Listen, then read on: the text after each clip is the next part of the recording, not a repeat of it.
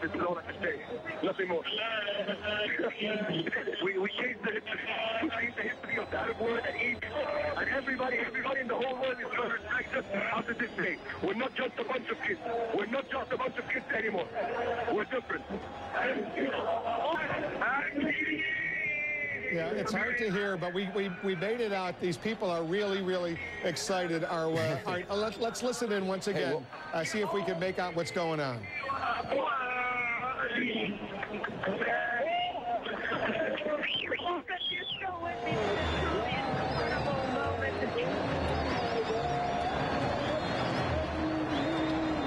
Wolf, one of the things, Wolf, that man was just saying is we're not just a bunch of kids, and what he's referring to is comments made by Vice President Suleiman and President Mubarak over the last 2 weeks, basically categorizing these people as just young people, kind of full of youthful exuberance, but who need to go on home and get back to work, go back to school. At one point, the Vice President was even saying, you know, we're not going to push them out, but we're going to tell their parents to bring them home. It was a patronizing attitude which infuriated many, and particularly last night in the comments made by Suleiman and particularly by Mubarak, really angered people, feeling like they were, like the blood that they had spilled and the sacrifices they had made had been ignored and that they were being disrespected, as many people feel they've been disrespected over the last 30 years by the secret police and by uniformed police there, who kind of have a very heavy hand and a cavalier attitude and feel they can do whatever they want. Ivan Watson is by the presidential palace. Ivan, the scene there is I assume, very similar to Liberation Square, but this is the first time, it was only in the last 24 hours, that we'd started to see even crowds going as far as the presidential palace. That's right. Just a few thousand people there this afternoon, and the crowd started swelling. And when the news came out, my God, it was an explosion of people. And now it's a big street party here. You got coming through, people honking their horns. There were fireworks, people throwing confetti, dancing in the street right here as well. And what's interesting, Anderson, before, many of the demonstrators were predominantly young men, but now families are out in the streets with their kids. And I'm right next to 32-year-old Rania Zaid, who is out here with her husband and her little son, Ali. Why are you here? How do you feel right now, Rania? I'm very happy because it's after the revolution, and I'm finally feel secure for my children. Egyptians and their culture and history really deserve freedom. Thank you. And people here saying they've never seen a party like this before, Anderson. It's really, I expect they'll be dancing in the streets all night tonight here in Cairo. Anderson? It's incredible to see these pictures, Hala, that we're looking at from Liberation Square. Right before, we were seeing the overpass, the highway overpass, where just a week ago there were pro-Mubarak mobs throwing rocks from. Looks like there's a large bonfire in one part of the square. Let's listen in.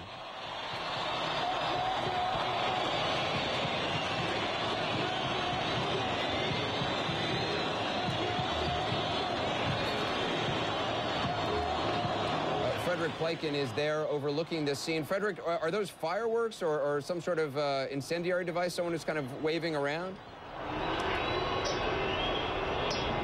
Yeah, I mean, it's an absolutely amazing scene here. You were talking about this highway overpass, Anderson, just a second ago. If we pan down there, I can tell you that right now it's a big street party that's going on there. People are dancing in the street. The traffic seems to be backed up almost all the way to Sudan, it looks like. There's so many cars coming in. There's people walking around with giant Egyptian flags. And one of the interesting things that happened right after we heard the announcement, or shortly after, is that you remember those barricades where that street fighting was going on just a couple of days ago, where the pro and anti-Mubarak protesters were beating up on each other. All those barricades just toppled down, and an amazing amount of people charged on to Tahrir Square, and that's why the crowd keeps going and going. There's more and more people now that these boundaries have come down who are charging in there. Meanwhile, right in front of us on that big highway overpass, it's becoming more and more of a parking lot, as there's almost no way to get through here. People just absolutely dancing in the street, setting off fireworks and walking around with these giant Egyptian flags. And really, the interesting thing is also the cheering just hasn't died down ever since the announcement was made, and there still is a massive stream of people coming towards Tahrir Square. It seems like thousands, tens of thousands who are walking over the streets below us and also on that highway overpass, Anderson. And Frederick, I think it was exactly a week ago when you had snuck back into the square after 2 days of heavy fighting. You made your way into the square and actually were behind the barricades looking at the rocks and all the weaponry that the peaceful crowds there had to try to assemble to defend themselves. It's an extraordinary turn of events 1 week later to see that same spot full of nothing but joy. Absolutely, it's an amazing turn of events, and I mean, I remember that you were down there as well in that area when those people were facing off, and those street battles were so vicious. I mean, if you just think back at all the things that we saw when we were down there, the camel and horse charge, the rocks flying back and forth, the sticks, as you said, those people who were fortifying those positions for such an amount of time, and then to have this end so peacefully is really a remarkable thing, and it's something that we've been seeing ever since those pro-Mubarak demonstrators came off the street, is that this crowd has just become absolutely peaceful. The barricades remained. They were still quite wary that the military might try and take the barricades down, might try and drive them off the square. However, the crowd itself, the anti-Mubarak protesters, always a very peaceful crowd, always intent on stopping violence, never letting a situation get out of hand. That's certainly the way it has been over the past couple of days. And one of the interesting things, Anderson, I have to say, from yesterday, last night, when we were hearing Mubarak's speech, people were so angry. But people then came up to me and they told me it is important that they can be angry, but they cannot get violent, because they knew that their message was going to be much more powerful if they didn't lose violence. And many of them believed that Hosni Mubarak was trying to incite them to be violent so that he could mount a crackdown, but they said it is something that they cannot do, and they really felt that their message would just have that much more impact if they remained non-violent, and as we can see, it seems to have had just that effect, Anderson. All right. Fred, I have a quick question. Right. Where are all those tanks that were in Tahrir? Hold on 1 second, everybody. Just stand by for a moment. The Vice President of the United States, Joe Biden, is in Kentucky, and we're told he's speaking right now about Egypt. Stood for, and we continue to stand for a set of core principles. The first is that violence and intimidation against peaceful demonstrators is totally, thoroughly unacceptable.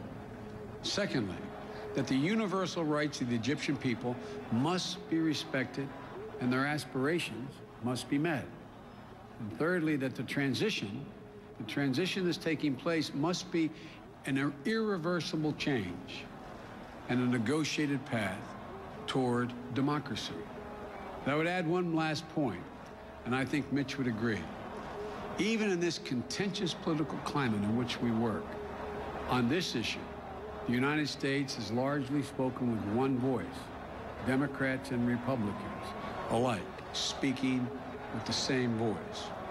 This unity has been important, and it will be even more important in these delicate and fateful days ahead. So I will not speak more about this today. I had planned on speaking more about it, but it's much more appropriate that we all wait and the President will deliver his statement on this in about an hour. But what is at stake in Egypt and across the Middle East is not just about Egypt alone. It will not just touch Egypt alone. You may remember that all this began when a fruit vendor in Tunisia, fed up with the indignity of a corrupt government and a stagnant economy, literally set himself on fire. And in doing so, ignited the passions of millions and millions of people throughout that region.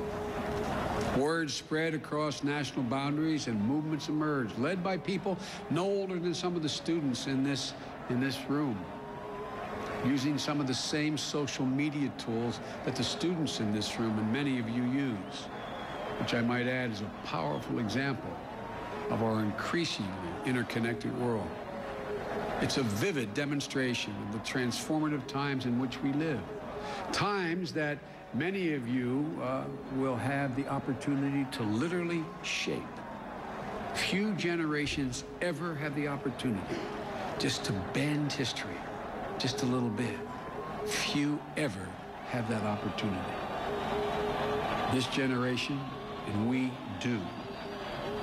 As we began the second decade of this young century, so much is in flux. All right, so there you have a little preview of what the President of the United States might be saying within about an hour or so from now. Joe Biden, the Vice President, speaking in Kentucky as history unfolding in Egypt right now. He says this is a pivotal moment in history right now. A fair statement indeed. Kate Baldwin's over at the White House. About an hour or so from now, we'll be seeing and hearing the